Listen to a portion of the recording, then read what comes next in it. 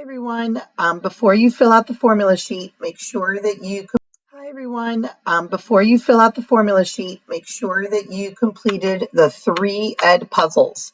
Make sure you completed area of a rectangle, area of a square, and area of a parallelogram. Once you complete those 3 ed puzzles, come back to this video and then you can fill in the formula sheet with me. All right, so if you are back on, you have gone to all 3 of your ed puzzles and you completed them. We are now going to fill in our formula sheet. So this should be printed out already. If you don't have a printer, please try to find a friend, a family member, neighbor that they can print this out. If you were in class today, I had extra copies for if you didn't have a printer.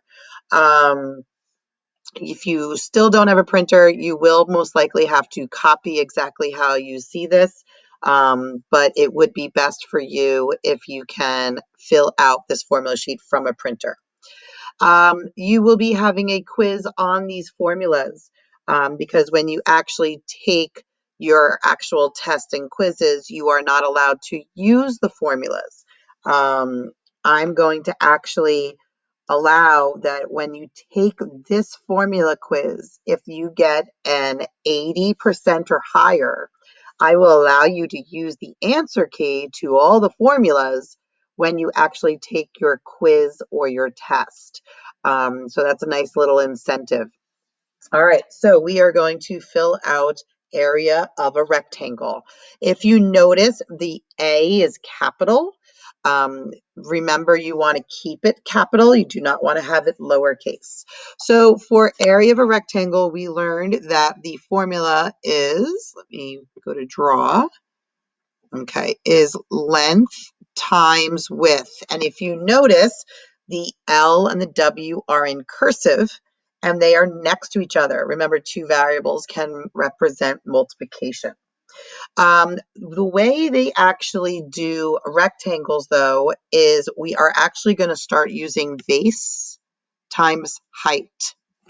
Okay, we're going to use that more than anything. You'll get word problems where they'll say length and width, so obviously you will use L and W, but for the most part, you're going to use B and H only because of when we get to a parallelogram, which I'll go over that in a minute. All right, so for perimeter means adding all the sides. So what that really means is you're taking your length and you're adding it to your other length, you're adding it to your width, and you're adding it to your width. The order of however you add these does not matter, but that's one of the formulas. So length plus width plus width.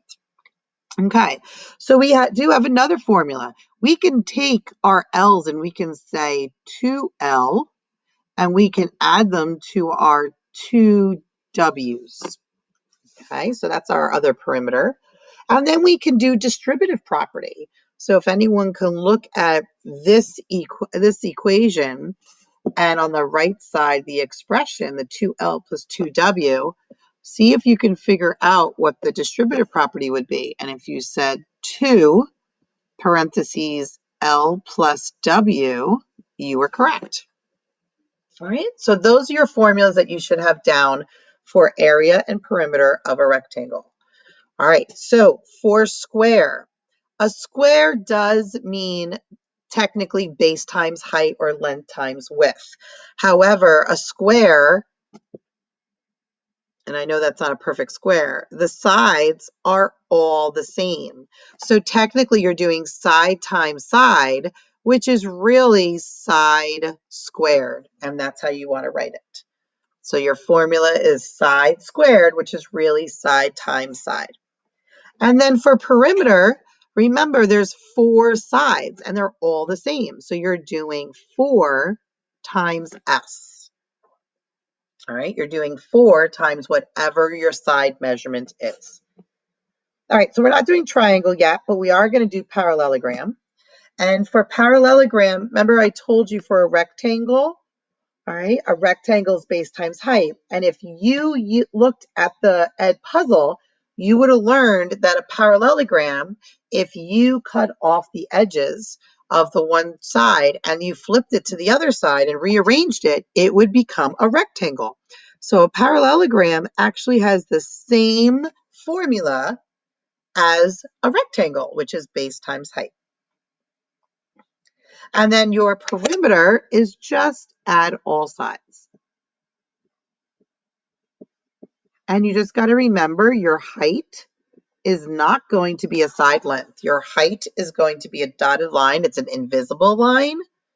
Your side lengths are all the sides of the parallelogram. All right, so those are the only formulas you should have filled in. Please take a picture of your filled in formula sheet with just rectangle, square, and parallelogram. And then I want you to submit it on Google Classroom.